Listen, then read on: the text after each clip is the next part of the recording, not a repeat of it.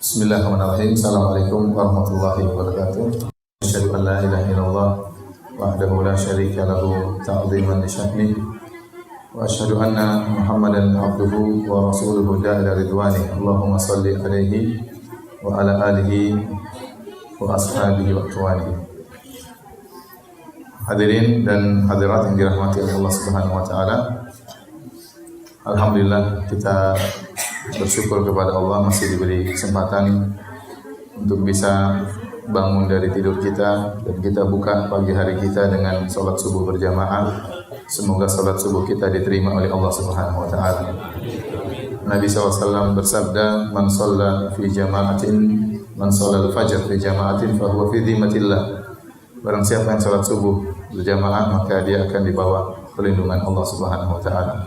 Nabi SAW bersabda, "Basyiril masya'ina fi dhulam ilal masajid bin nuri tam yaumil qiyamah." Berilah kabar gembira pada orang-orang yang berjalan dalam kegelapan menuju masjid-masjid untuk salat berjamaah dengan cahaya yang sempurna pada hari kiamat kelak. Semoga Allah menyempurnakan cahaya bagi kita pada hari kiamat kelak. Salawat dan salam tidak lupa tercurahkan selalu kepada junjungan kita, suri tauladan kita, pemberi syafaat kita Nabi Muhammad sallallahu alaihi wasallam, juga kepada keluarganya serta seluruh sahabat beliau tanpa terkecuali. Pada pagi hari ini kita akan membahas topik yang judulnya syirik zaman now.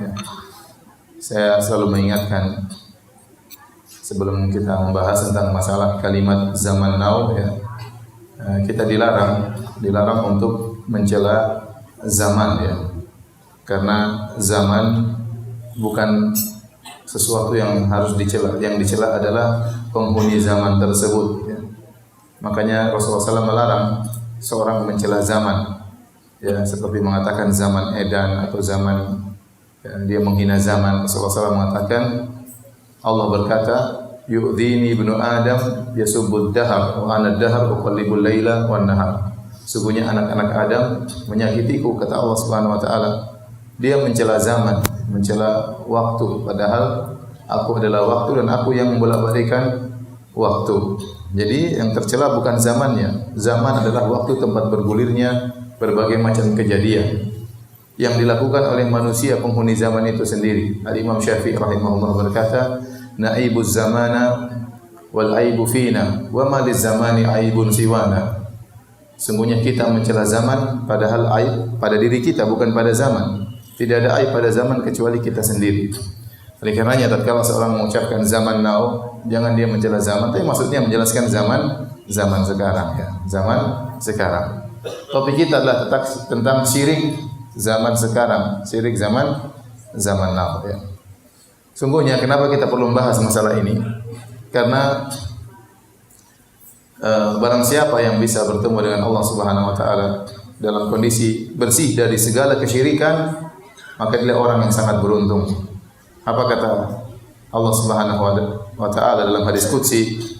"Ya ibna Adam, law ataitani bi qurabil ardi khataya, thumma laqitani la tusyriku bi syai'a, la ataituka bi qurabiha maghfirah." Wahai anak Adam, kalau kau datang bertemu dengan aku, dengan membawa dosa sebesar bumi ini, namun kau tidak berbuat syirik sama sekali kepadaku, maka aku akan bertemu dengan engkau dengan membawa ampunan sebesar bumi ini pula.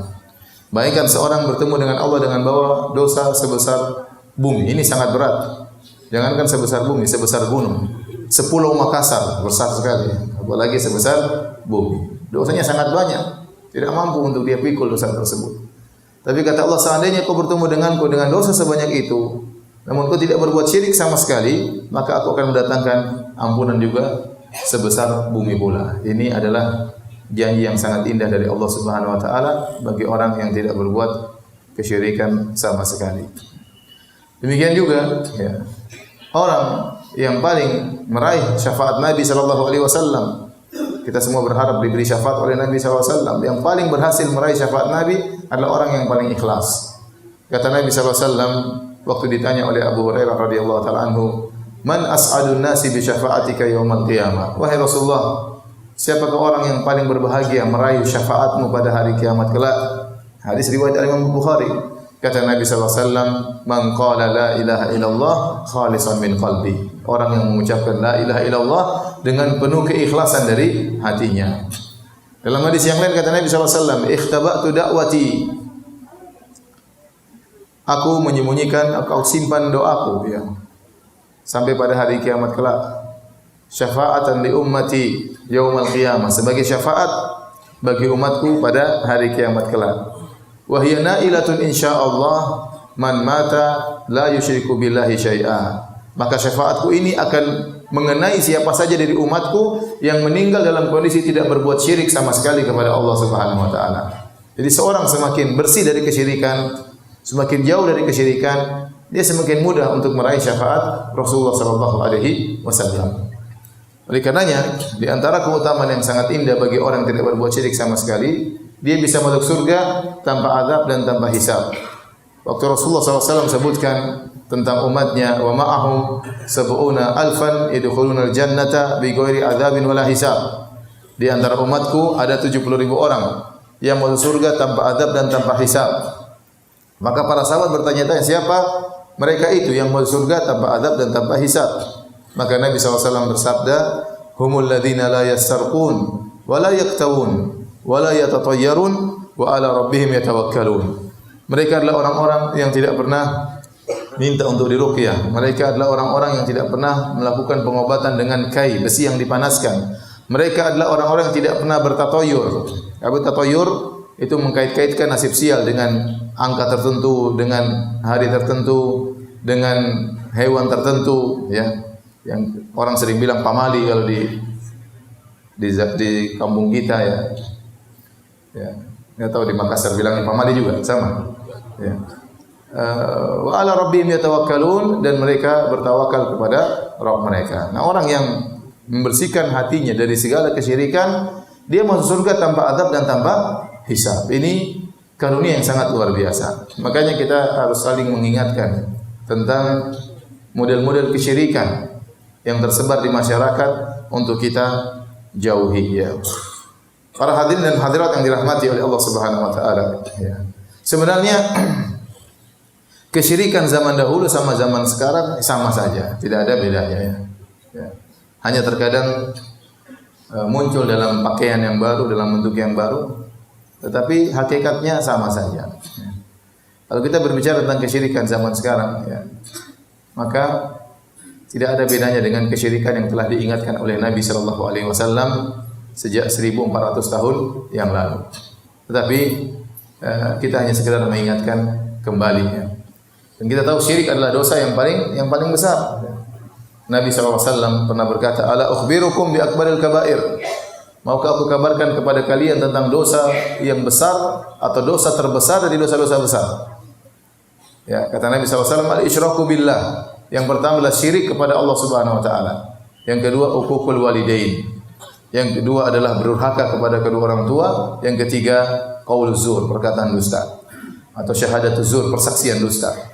Nabi menjelaskan dosa yang paling besar adalah berbuat syirik kepada Allah Subhanahu wa taala.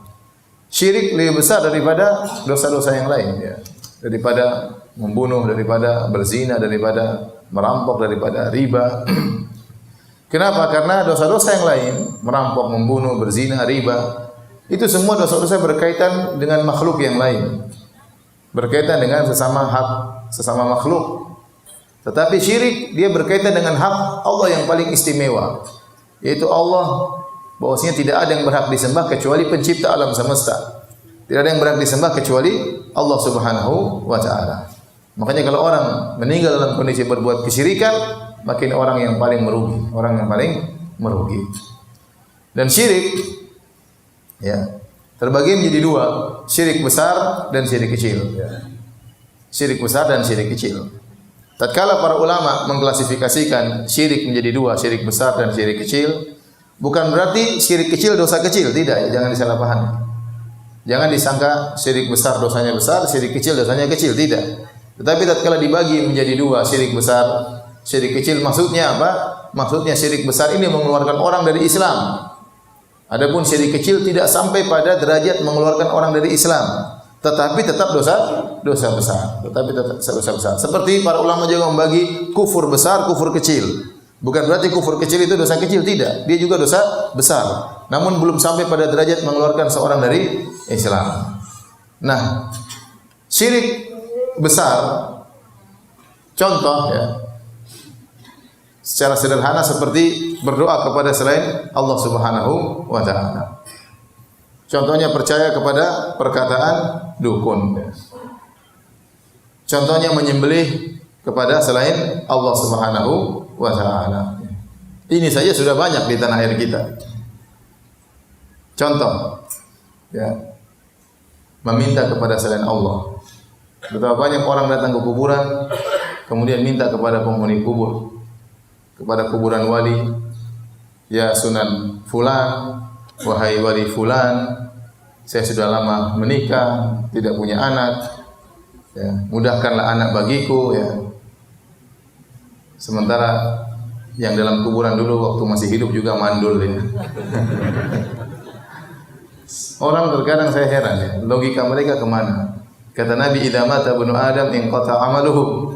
Kalau anak Adam sudah meninggal, terputus amalannya, dia sudah tidak bisa apa-apa. Makanya dia tidak bisa lagi salat, kita yang salatkan. Dia tidak bisa lagi berdoa, kita yang doakan. Dia tidak bisa lagi mandi, kita yang mandikan. Iya, kalau dia bisa mandi, mandi sendiri, ngapain kita mandikan? Pegang-pegang lagi badannya. Dia marah kalau saya bisa mandi sendiri, kok mandikan saya, ya.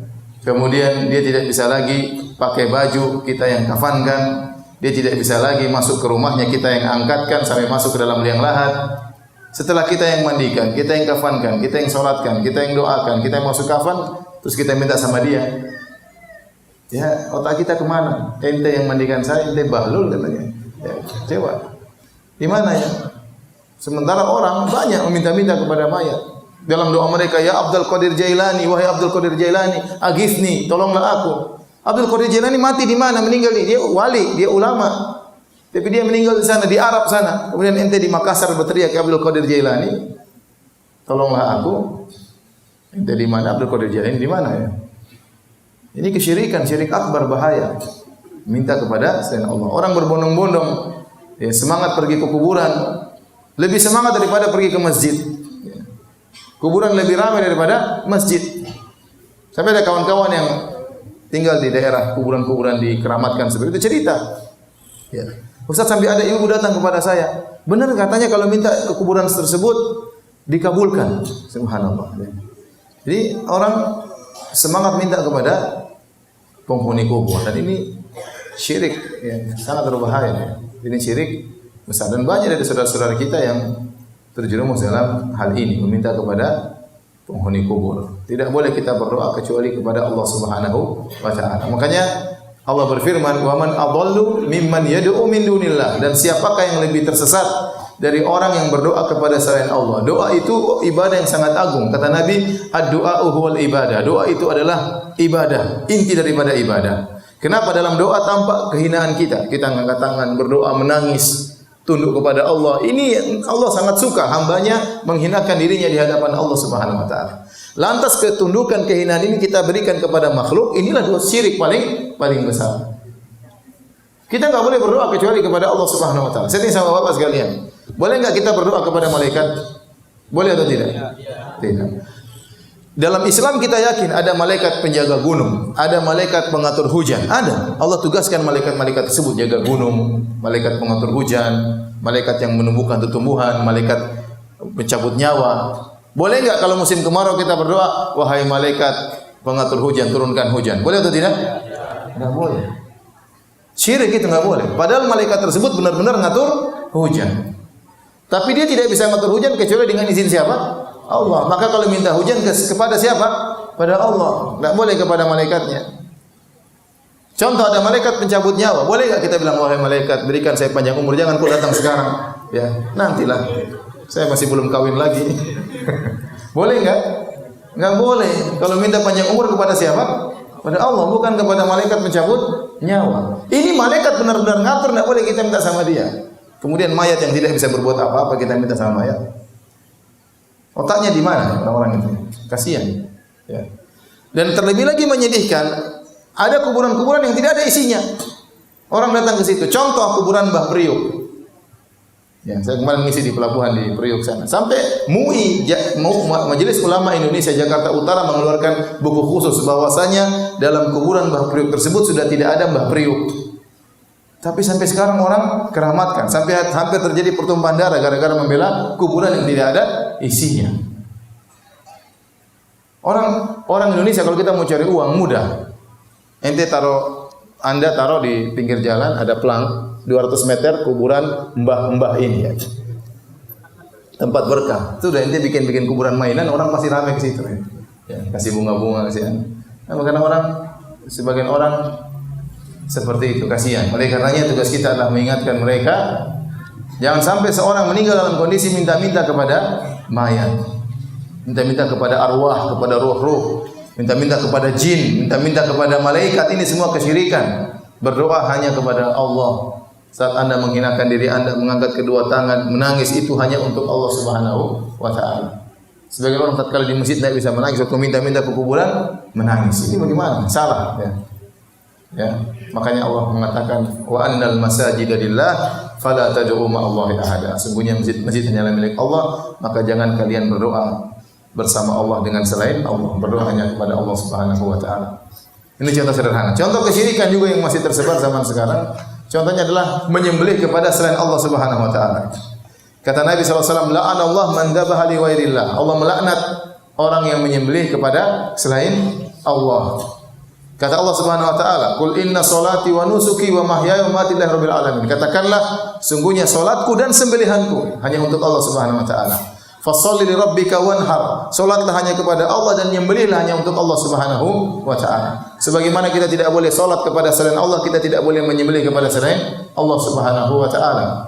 Sekarang menyembelih kepada selain Allah merupakan syirik akbar, syirik besar.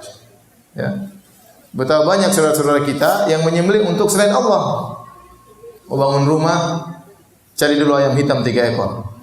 Kemudian dipotong, kemudian darahnya tumpahkan ke tanah. Ini syirik, enggak boleh. Syirik. Acara tahunan, acara labuhan kata mereka. Untuk menenangkan Nyi Roro Kidul, sesembahan Nyi Roro Kidul. Maka cari kerbau, disembelih, kepalanya ditenggelamkan di pantai selatan. Ini syirik. Nyembelih untuk apa? Untuk jin, untuk Nyi Roro Kidul, jin perempuan ya. Sampai ketakutan luar biasa kalau tidak dikasih kerbau, nanti jinnya ngamuk, nanti banyak makan korban di lautan dan macam-macam. Ya, ini dosa besar, syirik. Yang mengatur laut bukan Nyi Roro Kidul, yang mengatur laut Allah Subhanahu wa taala, bukan Nyi Roro Kidul. Sehingga kalau mereka tidak menyembelih untuk Nyi Roro Kidul, mereka merasa bahaya, kekhawatiran, kualat dan macam-macamnya. Tatkala tiba waktu hari kurban, tidak nyembelih kambing buat Allah Subhanahu wa taala. Tapi kalau untuk Nyi Roro Kidul tidak boleh lewat, harus ada yang disembelih buat Nyi Roro Kidul. Ini syirik. Ustaz, tapi ini merupakan tradisi. Ini tradisi kesyirikan. Tidak semua tradisi kita lestarikan. Tidak semua tradisi kita lestarikan. Kalau tradisi syirik harus ditinggalkan. Enggak boleh. Ada orang bangun jembatan, ya, harus potong kambing. Berapa ekor supaya jembatannya tidak rubuh. Ya kalau dikorupsi tetap saja rubuh. Dan saya sering ditanya, Ustaz, bagaimana hukum kita membuat proyek di gunung, di hutan? Orang-orang minta ada acara penyerahan terhadap arwah. Kalau orang-orang kafir terkadang minta harus potong babi untuk disembahkan kepada ruh. Boleh enggak? Saya bilang enggak boleh. Haram. Kasih mereka duit, tapi jangan ikut acara mereka, motong babi untuk apa? Arwah. Motong kerbau untuk ruh. Ini syirik. Ini banyak proyek-proyek seperti itu. Proyek di Papua, di mana? Sering saya ditanya, beberapa kali ditanya, bagaimana hukum? Saya bilang syirik, tidak boleh. Anda tidak boleh ikut kemauan mereka. Ini kesyirikan. Ustaz, nanti kalau tidak dipotong, nanti gunungnya jatuh dan mati. Itu syirik, tidak boleh. Lihat di Arab Saudi saja. Lihat betapa banyak gunung yang dibelah. Dari Mekah sampai Madinah 500 kilo. Kalau jalan harus belok-belok gunung susah, jalan semakin jauh. Jadi gunung dibelah oleh pemerintah Saudi supaya bisa lewat jalur bis. Ya. Itu gunung begitu banyak dibelah oleh pemerintah Arab Saudi, tidak ada satu telur pun yang dipecahkan, enggak ada. Tidak ada satu ekor ayam pun disembelih. Coba kalau itu gunung di Indonesia, repot. Itu terowongan Mina dibolongin. Tidak ada satu telur pun dipecahkan. Masyarakat ditakut-takutin oleh jin. Ya Ustaz, kemarin kita bangun rumah tidak sembelih ayam, akhirnya tukang-tukangnya jatuh. Ya sudah, itu dia lagi jatuh. Banyak orang bangun rumah tidak pakai sembelih ayam, tidak tukang jatuh. Karena seorang ketakutan, akhirnya benar-benar dikerjain sama jin. Apalagi di tanah air kita, jin benar-benar dihormati. Ya. Sembelih buat jin, sedikit-sedikit karena jin, ya. Melewat tempat sesuatu, kenapa kok begitu? Kalau tidak begitu jinnya marah nanti. Takut sama jin. Ya. Takut sama jin. Saya pernah naik mobil sama saya ditemani sama seorang abri, badan gagah, keren, pakai baju dinas ya. Di tengah jalan dia bel-bel, tetet. Ini kenapa ini? Ada apa Pak malam-malam bel-bel? Enggak Ustaz. Ketakutan dia. Ente badan keren-keren begini takut sama jin ya. Bel-bel lagi, jinnya mau tidur diganggu ya. Jadi aneh-aneh orang. Itu ketundukan terhadap jin. Ini bahaya. Apalagi kondisi kita sangat mendukung ya masyarakat kita. Sedikit-sedikit menyadar. Yesus. La ilaha illallah. Ngapain saya tuh heran, orang zikir kok pakai benjan tuh buat apa? La ilaha illallah. Jadi banyak khurafat di tanah kita. Dan maklum karena kita dahulu sebelumnya beragama Hindu masyarakat ya. Sehingga masih ada sisa-sisa masalah keyakinan terhadap ruh yang tersisa pada masyarakat kita ya. Maka ini semua khurafat, ini banyak kesyirikan yang dilakukan oleh masyarakat. Manusia di Indonesia semakin takut sama jin didukung dengan acara-acara televisi ya. Acara penampakan dan orang suka nonton. Takut. Baru nonton terus. Akhirnya apa? Habis itu ke kamar mandi enggak berani. Ayah temani dong mami. Kemana? Kamar mandi. Takut. Kalau kamar mandi pintunya dibuka sedikit. Kenapa? Ketakutan. Takut sama jin. Jadi benar-benar manusia ini mentalnya dijatuhkan di hadapan para jin. Belum lagi nonton film setan-setan ya. Sendul bolong, si manis jembatan Ancol, kemudian siapa lagi? Jin dan Jun, kemudian banyak. Ya, orang ketakutan. Sendul bolong, siapa lagi? Mak Lampir ya. Semuanya mengerikan. Oleh karenanya kalau kita lewat kuburan kita ketakutan. Beda kalau di Arab Saudi karena kuburan semua dikerjakan sesuai dengan sunnah, cuma masukin manusia dalam kemudian ditutup dengan tanah. Tidak ada orang ketakutan lewat kuburan di sana, enggak ada. Orang kalau ke kuburan benar-benar ingat mati. Karena kita dianjurkan untuk ziarah kubur. Rasulullah SAW pernah ziarah kubur malam hari, ya. Pernah juga siang hari. Tidak ada rasa ketakutan karena kita disuruh untuk ingat mati. Coba kalau kita ke kuburan di Indonesia, apa bayangan kita? Apalagi pergi sendirian. Waduh. Tahu-tahu ada asap keluar. Wah, ini ada apa ini? Ketakutan karena kita sejak kecil ditakut-takutin seperti itu. Bahwasanya roh kalau sudah mati bergentayangan keluar. Dalam Islam tidak ada roh kalau sudah meninggal masuk dalam alam barzakh. Tidak ada bergentayangan. Itu biasanya orang Hindu, keyakinan orang Hindu. Orang Islam tidak. Kalau meninggal masuk dalam alam barzakh. Apakah dalam dapat kenikmatan dari Allah atau disiksa oleh Allah Subhanahu wa taala. Jadi begitulah kondisi membuat orang-orang semakin takut dengan jin. Dan demikian ya di Indonesia kata orang jin-jinnya sesuai dengan kondisi ekonomi suatu negara. Kalau jin-jinnya orang kafir keren-keren, pakai jas, ya, kemudian ini pakai dasi. Jinnya orang-orang Cina, jin raja-raja. Indonesia miskin-miskin, ya. Pocong enggak punya baju, kemudian rambut belum mandi. Kemudian jinnya miskin-miskin, sesuai dengan daya khayalnya.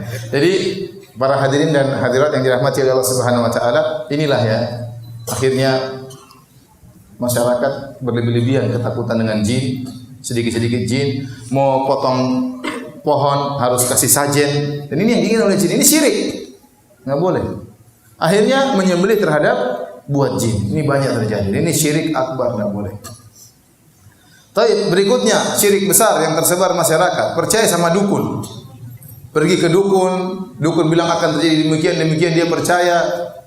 Nah, ini enggak boleh, ini syirik besar. Kata Nabi SAW, "Man atakahinan aw arrafan fasaddaqahu bima yaqul faqad kafara bima unzila ala Muhammad. Barang siapa yang datang kepada dukun kemudian bertanya tentang suatu kepada dukun dan dia benarkan perkataan dukun, maka sungguh dia telah kafir kepada Al-Qur'an. Mengerikan. Kalau dia cuma datang-datang saja, tidak membenarkan perkataan dukun, maka tidak diterima salatnya 40 hari. Kata Nabi, "Man ataka hinan aw arrafan lam tuqbal salatu arba'ina yawman." Barang siapa yang datang kepada dukun atau para tidak normal, maka tidak diterima salatnya selama 40 hari. Mengerikan. Nabi sudah ingatkan. Saya tanya sama antum sekalian. Jumlah dukun Indonesia berapa? Ada yang pernah sensus? Berapa jumlah dukun? Banyak. Hampir setiap kampung ada dukun. Hampir setiap kampung ada dukun. Banyak sekali. Padahal itu paling berbahaya. Di antara makna tauhid yang Allah larang dalam Al-Quran adalah dukun. Kuhan, para dukun. Mereka bekerja sama dengan syaitan. Dan banyak masyarakat sudah tahu itu dukun, memang nyari dukun dia. Nyari dukun. Padahal Nabi larang ke dukun. Sekedar datang ke dukun, tidak diterima sholatnya 40 hari. Apalagi percaya dengan perkataan dukun. Dukun banyak sekali di tanah air kita. Dan mereka omong kosong saja, dukun-dukun itu tidak bisa berbuat apa-apa. Kalau dukun-dukun memang sakti, harusnya Indonesia juara dunia, Piala Dunia ya. Tinggal kumpulkan dukun, waktu tendang suruh tiup bolanya masukkan bisa. Tapi dukun tidak bisa. Ya percuma dukunnya jago-jago, main bola kalah terus ya. Karena sesama setan ada kode etik, tidak boleh saling menjatuhkan. Jadi saya katakan, di antara bukti masih banyak orang yang suka dengan seperti ini. Contoh seperti kemarin Kanjeng Dimas yang bikin apa? Uang. Ada kan yang percaya dari Makassar? Ada tidak? Ada siapa? Saya kemarin ngisi pengajian di Peruri, perusahaan percetakan uang di Karawang. Saya bilang, gimana Pak itu Kanjeng Dimas? Iya Ustaz, hampir-hampir perusahaan percetakan uang tutup. Kenapa? Cukup Kanjeng Dimas cuma ceret uang keluar. Kita setengah mati nyetak uang ya. Mereka cetak uang itu mereka bikin uang dulu, terus uang sementara, tidak langsung beredar, dicek ada rusak-rusaknya atau tidak. Setelah oke baru mereka cetak besar-besaran. Tidak gampang. Nanti ada bagian khusus uang yang tidak jadi. Ada ikhwan, tugasnya bakar uang Ustaz. Masya Allah ya.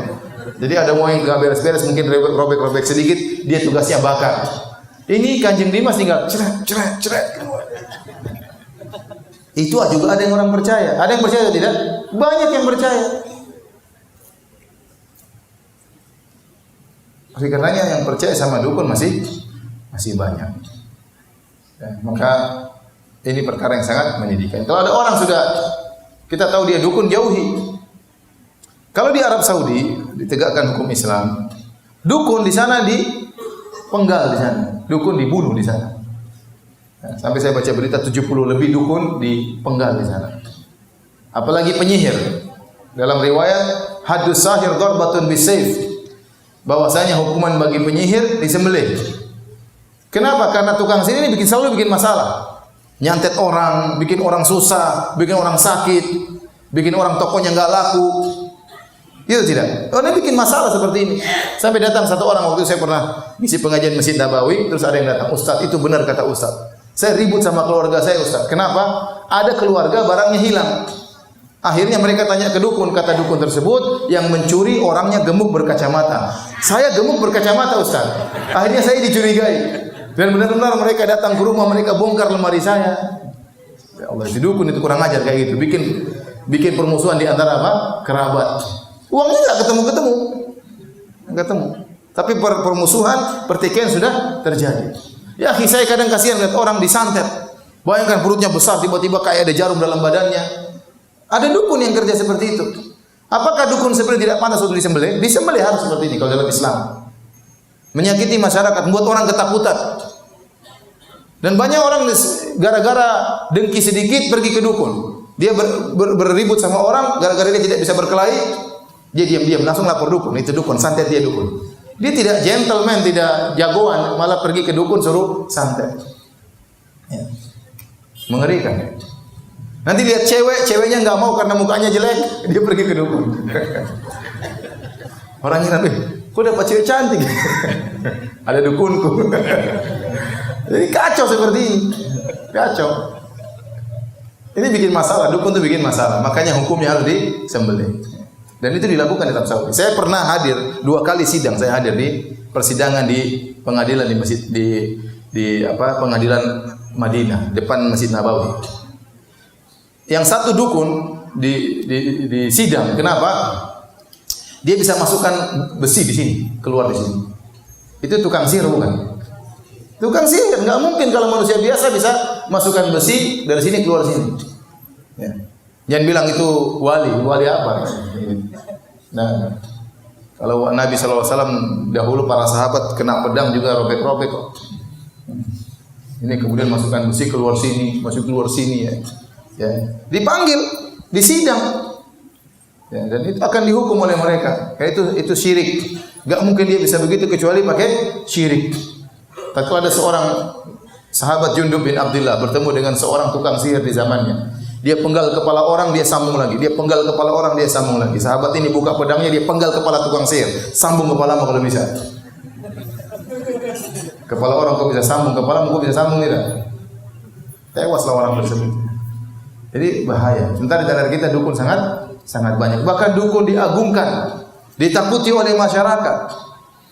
Padahal ini sumber kekufuran, sumber kesyirikan dukun-dukun tersebut. Satu lagi ada dukun, saya pernah hadir juga di sidang. Jadi dia di negara lain sering keluar di televisi, orang sering tanya, "Bagaimana gini?" Dia, "Oh, kamu begini-begini, oh begini-begini terus." Selalu dia berfatwa di televisi. Orang-orang tanya. Suatu hari dia datang umrah. Entah dia bukan umrah, dia datang ke Arab Saudi. Maka dijebak sama orang-orang di sana. Di telepon ada masalah begini-begini. Kata dia, "Oh ya segini-segini, bawa uang sekian, akan ada begini." Oh, udah ditangkap sama polisi Arab Saudi. Dengan begitu maka akidah umat terjaga. Dengan begitu akidah umat terjaga. Terakhir kita orang bebas, mau ini mau ngaku sebagai nabi juga banyak. Kemarin ada nabi muncul di Karawang, enggak tahu ada nabi muncul di Makassar atau tidak. Ada Imam Mahdi dari sana, Imam Mahdi dari sini, nabi dari sana, nabi dari sini. Ada orang mengaku sebagai Nabi Isa sudah turun di Indonesia. Saya pernah lihat di YouTube, turun. Siapa? Nabi Isa, rambutnya panjang. Kenapa kok turun? Banyak kesyirikan katanya. Indonesia. Yang ngaku sebagai macam-macam. Ya. Jadi umat harus diingatkan dari hal seperti ini. Ini merupakan syirik-syirik yang tersebar dan sangat berbahaya. Taib. Itu di antara syirik-syirik besar. Ada syirik-syirik kecil yang harus kita jauhi. Saya katakan tadi kita namakan syirik kecil bukan berarti dia dosa kecil. Dia juga dosa besar. Tapi tidak sampai mengeluarkan seorang dari Islam. Di antara syirik kecil yang merajalela di tanah air kita adalah tatoyur. Tatoyur itu artinya apa? Mengkait-kaitkan nasib sial dengan sesuatu yang dilihat, sesuatu yang didengar, dengan benda tertentu, dengan angka tertentu, ya. Dan ini tersebar. Bukan cuma di kampung, di kota-kota besar juga. Contoh, meyakini angka 13 angka sial. Itu tatoyur. Itu enggak tahu dari mana datangnya. Ya, jadi orang jangan bilang, "Ustaz, enggak usah bicara masalah kesyirikan." Mana ada orang syirik sekarang? Masih banyak orang syirik sekarang. Coba percaya angka 13 angka sial itu dari mana ceritanya? Secara ilmiah enggak masuk akal. Bapak-bapak kalau saya sering pergi ke hotel, enggak ada lantai nomor 13. Lift itu cuma sampai tidak ada nomor 13-nya. Kenapa? Karena hotelnya cuma sampai 12 tingkat. Jadi kalau angka 12 langsung angka 14, kadang langsung 15, 13 enggak ada. Sama, mereka juga tidak, saya juga lihat banyak lift-lift di Jakarta tidak ada lantai 4. Jadi lantai 1, lantai 2, lantai 3, lantai 3A. Terus lantai 5. Ini 3A itu ya 4 itu, tapi mereka tidak mau tulis angka 4, takut sial. Subhanallah. Jadi kalau untuk punya anak, ini anak berapa? Anak pertama saya, anak kedua saya, anak ketiga saya, anak ketiga A saya. Takut bilang keempat. Akhir dari mana seperti ini? Apa khurafat? Apa? Kenapa 13 bisa bikin sial? Itu dari mana seperti itu? Enggak masuk akal. Dan itu bukan tersebar di Indonesia aja, di mana-mana. Di Amerika, negara-negara canggih, mereka meyakini angka 13 angka sial. Sangat tidak masuk akal. Dan itu syirik dalam Islam. Ya. Apa kalau orang Saya tanya sama antum, boleh enggak seorang punya anak sampai 13? Boleh. Berarti kalau anak ke-13 anak sial? Enggak boleh punya anak 13. Terus gimana? Ya sudah, anak ke-12 langsung loncat anak ke-14. Gimana caranya? Ini anak ke-13 mau diapain? Anak sial? Subhanallah. Khurafat. Tapi diyakini oleh masyarakat. Apa bedanya 13 sama 14? Bedanya 11 12 ya. Kenapa 13 bikin sial, 14 tidak? Tidak ada bedanya. Tapi orang meyakini akan hal tersebut. Takut sekali rumah nomor 13. Lantai nomor 13. Anda cari naik pesawat. Mana pesawat ada kursi nomor 13? Tidak ada. 1, 2, 3, 4, 5, 6, 7, 8, 9, 10, 11, 12, loncat 15 atau 14. Tidak ada kursi nomor 13. Kalau ada pun mungkin orang takut duduk di situ ya. Tidak masuk akal, tapi banyak orang percaya. Ini contoh, namanya tatoyur, meyakini nasib sial berkaitan dengan angka tertentu, angka 4K, angka 13K. Dan sangat tidak logis, sangat tidak masuk akal. Di zaman Nabi SAW pernah berkata, la sofar, tidak ada nasib sial di bulan Safar.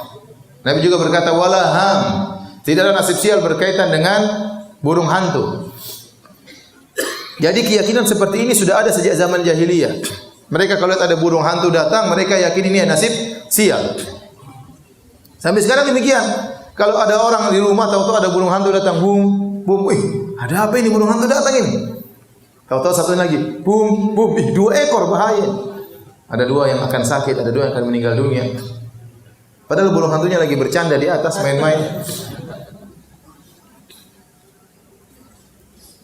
Ada orang kalau buka toko, begitu dia pertama buka yang beli orang cacat, orang buta, nasib sial, dia tutup toko hari itu. Bahaya ini. Pembeli pertama matanya buta, bahaya ini rezekiku, tutup toko hari itu. Ada kisah, saya pernah dengar satu kisah diceritakan ya. Jadi ada seorang raja, dia pas dia keluar dari daerahnya, dia begitu buka pintu gerbangnya, dia orang buta. Aduh, ini orang buta ini bikin sial. Penjarakan orang buta ini biar saya tidak sial. Akhirnya orang butanya dipenjara. Raja pergi santai, tidak ada masalah, pulang. Akhirnya dia keluarkan orang buta tadi ya. Saya tadi keluar, tidak ada masalah ya. Karena kamu bisa bikin sial, makanya saya penjarakan. Kata orang buta, ente raja yang bikin sial saya, gara-gara ketemu ente saya dipenjara.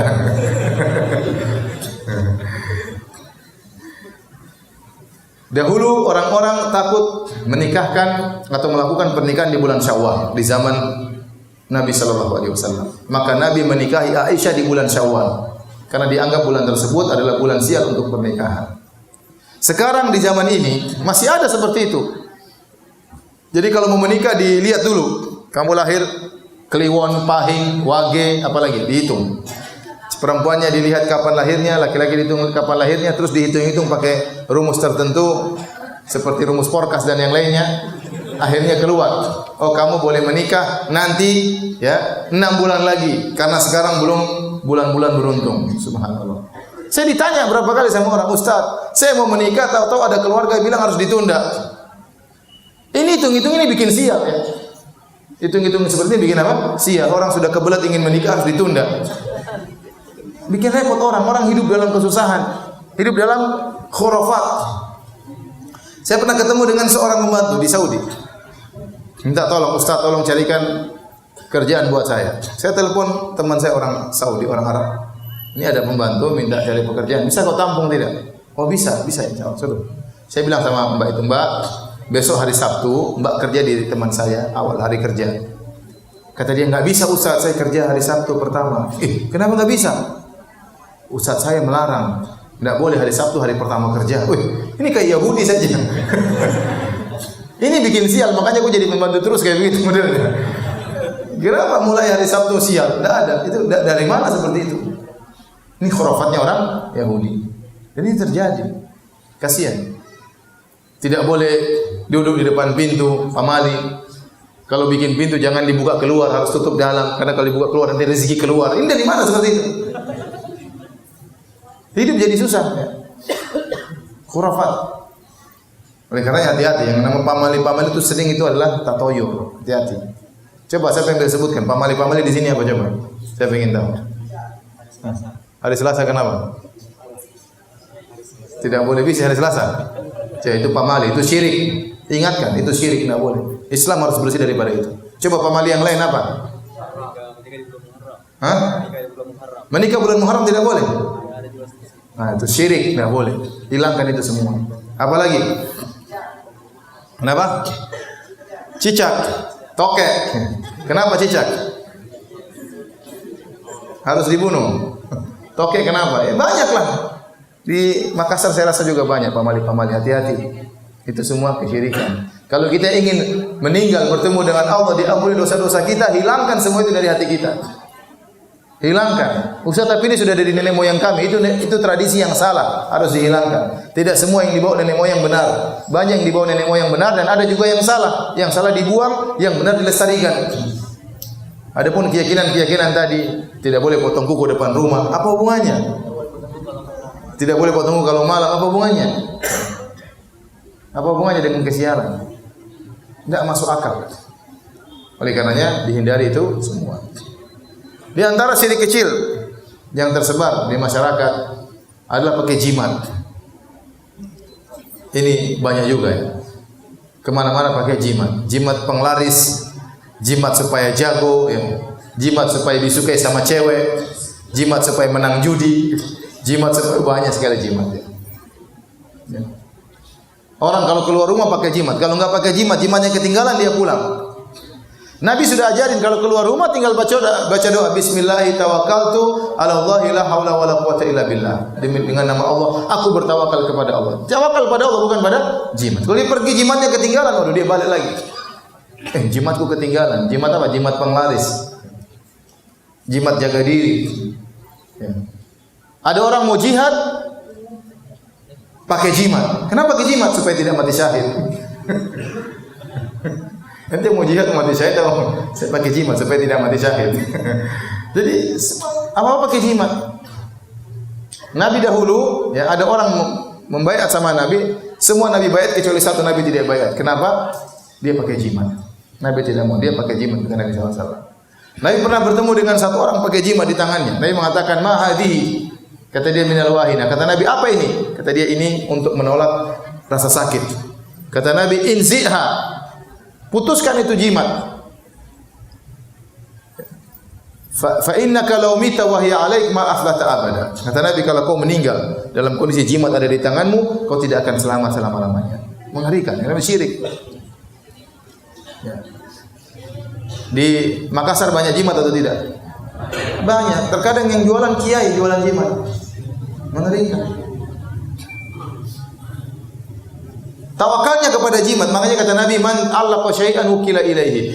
Man ta'allaqa syai'an faqad asyrak. Kata Nabi, barang siapa yang menggantungkan sesuatu dia telah berbuat kesyirikan. Kata Nabi, man allaqa syai'an wukila ilaihi. Barang siapa yang menggantungkan sesuatu dia akan dibuat bertawakal kepada sesuatu tersebut. Akhirnya hatinya benar-benar pada jimat. Kalau tidak pakai jimat dia tidak pede. Dia tidak tawakal kepada Allah, kepada jimat. Inilah bahayanya di situ, syirik. Sehingga orang bertawakal kepada benda. Dan jimat berbagai macam modelnya. Ada jimat dipasang di warung. Terkadang foto ulama dijadikan jimat. Ada foto syekh dipasang. Kenapa? Ini biar menolak bala. Biar kalau kebakaran tokoku tidak terbakar. Pasang foto syekh. Subhanallah. Ini namanya foto dijadikan apa? Jimat. Ini tidak boleh. Maka seorang harus bertakwa kepada Allah, jauhi hal-hal seperti ini. Ya.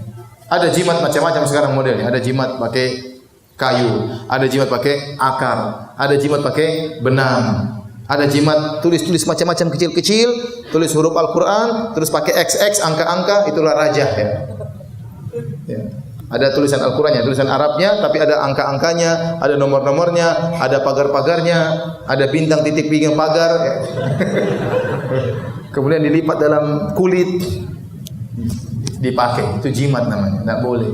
Bahaya seperti itu. Merusak akidah umat. Merusak akidah umat. Hati-hati ya. Ini di antara syirik yang banyak tersebar di tanah air, maka kita ingatkan para saudara-saudara kita agar menjauhi segala bentuk jimat. Karena barang siapa meninggal pakai jimat, dia tidak akan beruntung selama-lamanya. Ya. Kemudian di antara syirik juga kecil yang tersebar adalah, dan ini saya jadikan penutup sebagai pengingat bagi diri kita semua, adalah beramal soleh karena ingin dipuji. Ya, beramal soleh untuk dipuji namanya riya. Ya. Kata Nabi SAW, akhwafu ma akhwafu alaikum asyirkul asghar. Yang paling aku khawatirkan menimpa kalian adalah syirik kecil. Fasa'aluhu, mereka bertanya, apa itu syirik kecil? Kata Nabi, ar-riya, yaitu seorang beramal soleh untuk dipuji. Dalam sebagian hadis Rasulullah SAW mengatakan, yaqumur rajulu fayusalli fayuzayyina salatahu lima yara min nadhar rajulun ilaihi. Seorang berdiri kemudian dia salat, dia bagus-baguskan salatnya karena dia tahu ada orang sedang memperhatikan dia salat. Biasanya dia kalau salat rakaat pertama qul huwallahu ahad, rakaat kedua qul a'udzu birabbil falaq. Karena ada bupati salat di belakangnya, rakaat pertama surat Al-Baqarah, rakaat kedua surat Ali Imran. Ya. Ingin cari muka sama bupati. Saya ingatkan zaman sekarang, zaman now, media sosial banyak kita punya. Seorang macam-macam dia shooting dirinya di depan Masjid Nabawi, ya.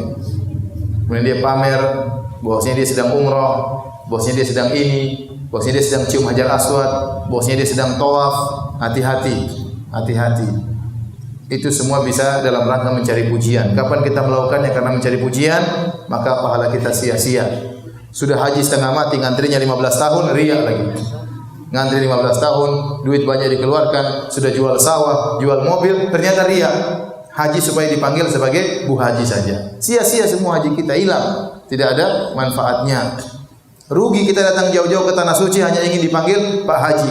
Hanya ingin dipanggil Bu Haji. Rugi jauh-jauh kita ke tanah suci naik haji, kenapa? Enggak enak sama tetangga. Tetangga bilang apa? Punya uang banyak kok naik haji. Jangan. Kita hajian karena mencari ampunan dari Allah Subhanahu wa taala. Hati-hati. Sebagian orang lagi iktikaf tulis di status jangan mengganggu, sedang iktikaf. Sudah ente matiin HP, enggak usah tulis begitu. Alhamdulillah meskipun hari begitu panas, Allah kuatkan langkah kakiku menuju masjid. Masya Allah. Ria ingin dipuji. Buang itu semua. Hidup cuma sekali. Amal soleh belum tentu diterima. Segala hal yang bisa membuka diri kita untuk pujian maka kita buang. Biasakan diri kita menyembunyikan amalan. Jangan suka cerita-cerita. Kita kalau sudah beramal soleh, setan datang gelitiki jiwa kita, ceritain. Supaya apa? Supaya diakui. Saya kemarin toh, alhamdulillah toh, saya sudah umrah 2 kali. Cerita akhirnya. Saya kemarin berbakti sama orang tuaku. Cerita semuanya. Cerita. Waktu menyakiti hati orang tua tidak cerita. Ya. Waktu pelit sama orang tua tidak cerita. Jadi zaman sekarang ini ya potensi kemungkinan untuk berbuat riya semakin besar. Kalau dulu orang mau riya susah kan, mau taruh di mana? Sekarang tinggal masukkan ke Facebook, tinggal sebar di pencitraan sangat gampang. Jadi sekarang sarana untuk riya semakin mudah. Sungguh menakjubkan, mereka dahulu orang-orang yang soleh zaman dahulu, mereka menyembunyikan amal soleh mereka.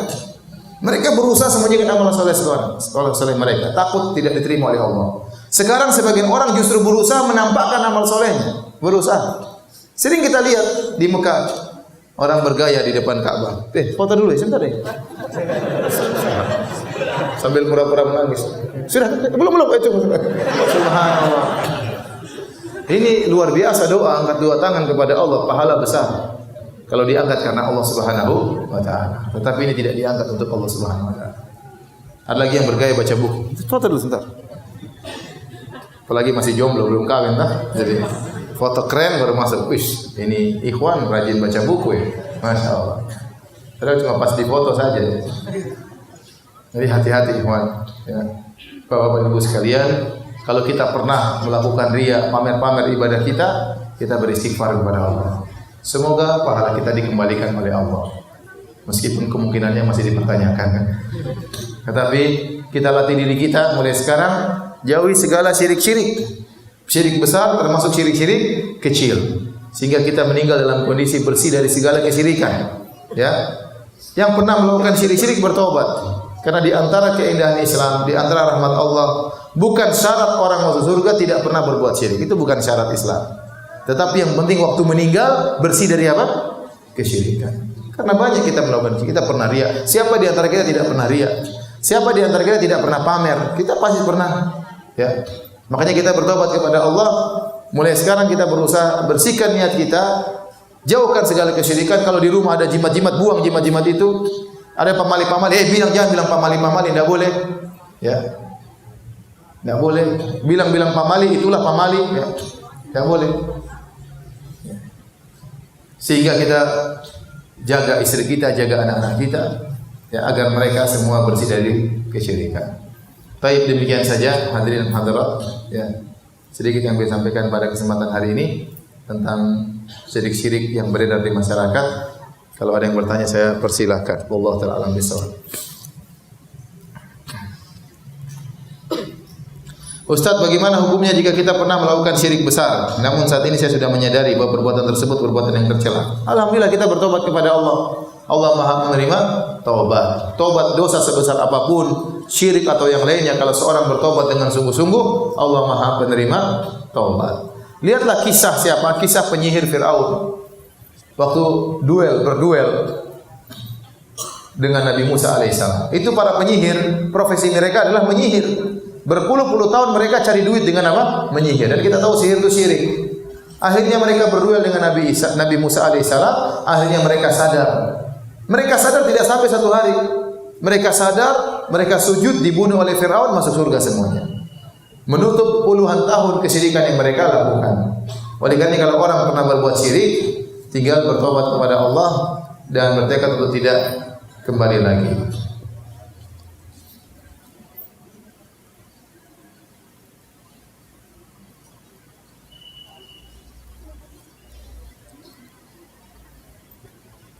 Apa hukumnya menonton paranormal Karma Antv yang lagi booming? Saya nggak pernah nonton, saya nggak tahu ini acara apa ini.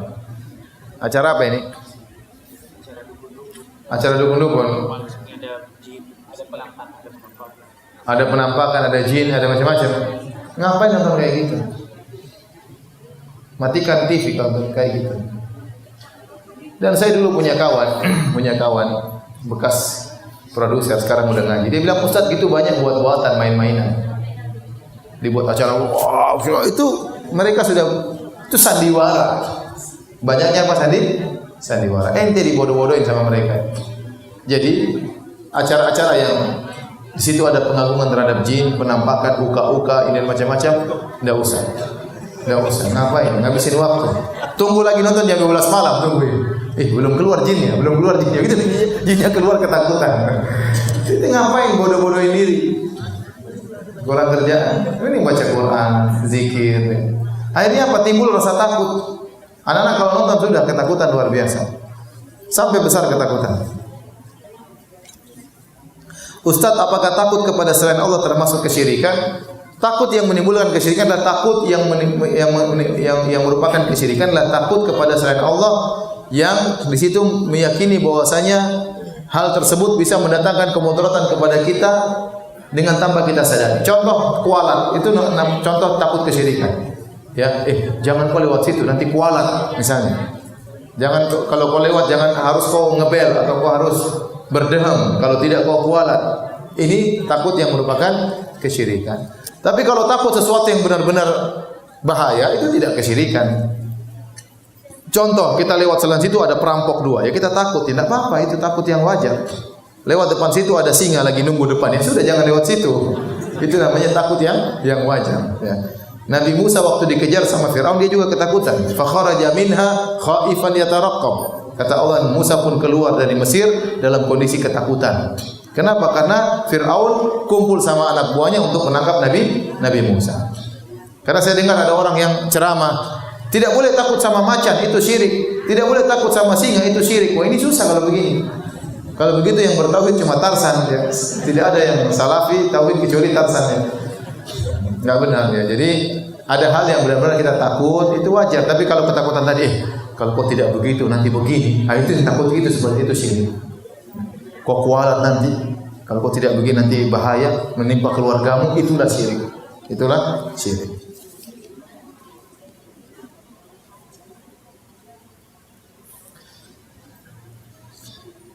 Ustaz, sebagian orang meyakini bahwa adanya angin rihul ammar. Apa itu? Katanya siapa yang kena angin tersebut, orang itu kena penyakit. Apa itu angin? Kalau masuk angin ya benar sakit, kena di bawah AC masuk angin. Tapi kalau angin namanya angin rihul ammar, ini angin apa ini?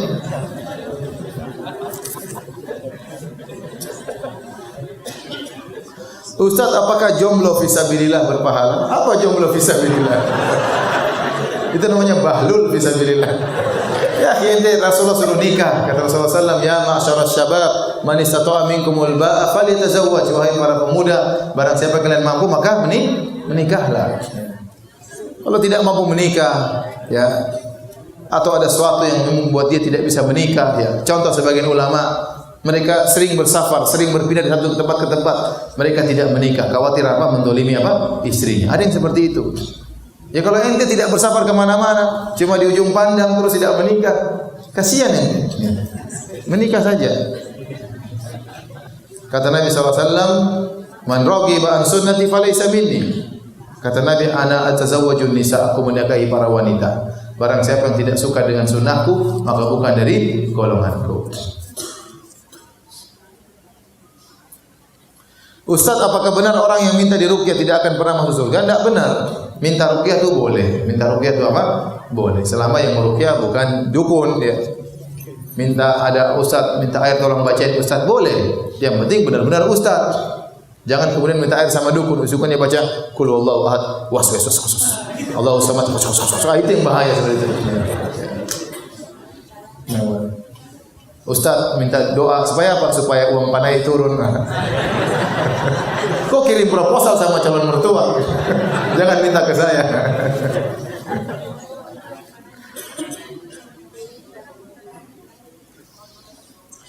Jadi minta untuk diruqyah tidak mengapa. Tapi memang ada hadis yang menjelaskan kalau orang minta diruqyah, ya dia akan keluar dari keutamaan. Keutamaan itu masuk surga tanpa hisab. Ya. Kalau orang minta diruqyah, dia bisa masuk surga, tapi mungkin dihisab terlebih dahulu. Dihisab terlebih dahulu.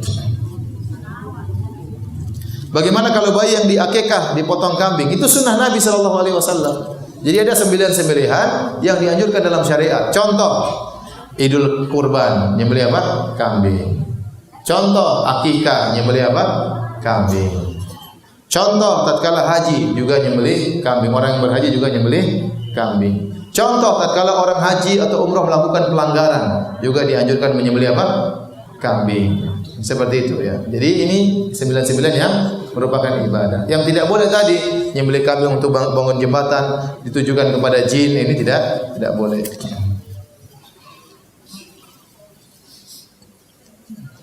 Ustaz, bagaimana cara menyikapi orang tua yang percayai mengenai hari baik, hari buruk? Karena dan beliau sangat meyakini hal ini. Nasihati baik-baik. Dalam Islam tidak ada keburukan kecuali maksiat. Kalau Anda bermaksiat baru itu hari sial Anda. Anda bermaksiat itu namanya hari sial. Selama Anda tidak bermaksiat kapanpun dimanapun, maka tidak ada namanya hari buruk, tidak ada namanya bulan yang buruk. Ustaz, bagaimana hukumnya kita membaca kalimat-kalimat kesyirikan namun cuma sekedar membacanya? Maksudnya bagaimana? Hah? Baca zodiak. Kalau baca zodiak ramalan bintang tidak boleh. Salat tidak diterima 40 hari. Saya ulangi.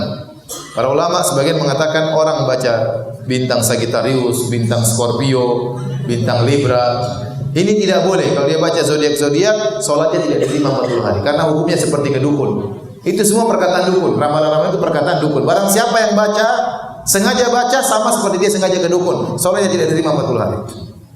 Kenapa? Karena orang terpengaruh suatu hari. Ada orang baca, saya ingin tahu saja sih. Apa sih bintang Libra? Saya Libra. Oh, apa Libra? Hari ini diomelin istri, uang susah. Saya tidak percaya. Pas sampai di rumah diomelin istri. Benar juga itu kemarin. Akhirnya hatinya mulai goyang. Makanya tidak boleh. Baca itu tidak boleh. Kalau ada majalah itu robek. Hati-hati taruh di ruang tamu, ada orang baca-baca, ente semua dosanya. Ada majalah isinya zodiak kita taruh di ruang tamu. Ada orang baca, baca itu. Karena orang tertarik baca begitu. Ada orang tertarik baca begitu. Itu semua syirik. Ada orang kata, coba lihat tanganmu. Garis-garisnya bagus. Kayaknya kok jadi jadi direktur. Direktur kambing. Direktur apa? Direktur di warungku, saya direktur di warung memang. Orang macam-macam apa ngeramat. Senti omong kosong ini. Jangan percaya kayak gitu.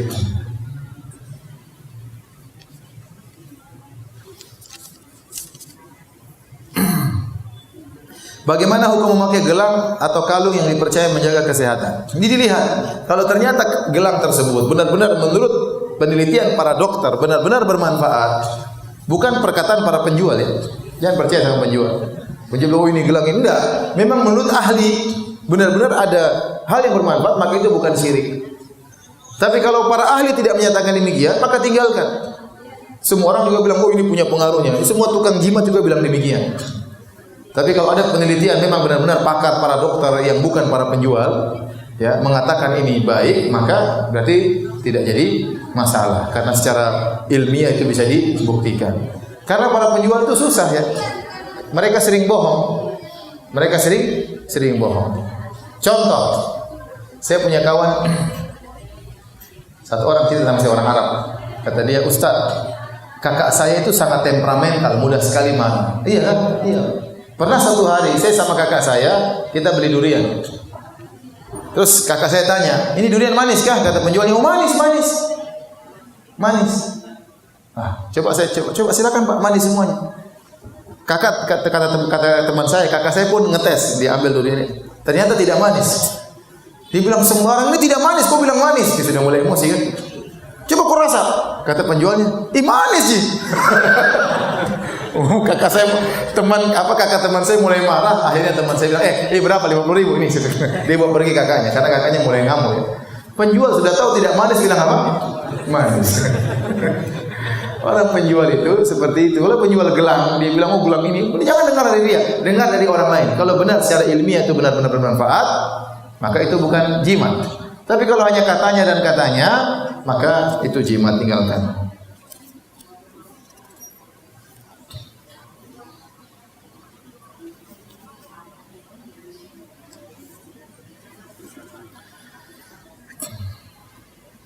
Apakah dosa apa yang kita dapatkan jika pergi ke dukun untuk meredakan hujan karena banyak orang percaya? Ini dosa syirik, bahaya. Suruh dukun-dukun itu ke Jakarta biar tidak banjir.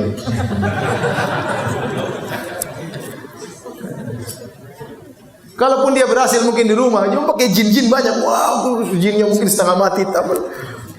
Biar tanda-tanda hujan, jinnya kehujanan, tapi yang penting hujannya tidak. Itu syirik. Dia kerjasama dengan jin pasti. Kalaupun berhasil dia kerjasama dengan jin.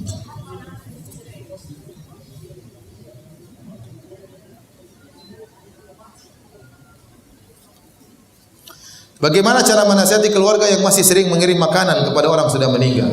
Ya akhi, banyak orang-orang miskin yang masih hidup kita kirim makanan. Ngapain kirim makanan sama orang sudah meninggal? Ini kirim apa? Kirim kopi.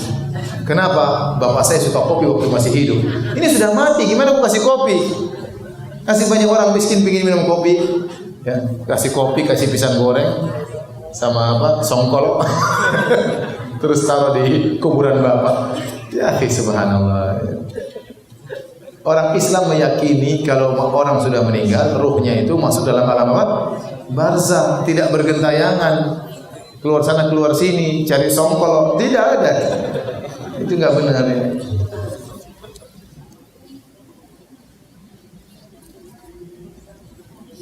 Bagaimana sikap seorang apabila terlanjur syirik? Ya sudah, bertobat kepada Allah. Dosa apapun kalau bertobat kepada Allah diterima tobatnya. Sudah sampai sini saja kajian kita ya. Mohon maaf atas segala kekurangan. Semoga Allah menjauhkan kita dari segala bentuk kesyirikan. Semoga Allah mewafatkan kita di atas tauhid, di atas sunnah Nabi sallallahu alaihi wasallam sebagaimana Allah kumpulkan kita di masjid ini. Semoga Allah kumpulkan kita di surganya kelak. Amin ya rabbal alamin. Subhanallahi bihamdik asyhadu an la ilaha illa anta astaghfiruka wa atubu ilaik. Assalamualaikum warahmatullahi wabarakatuh.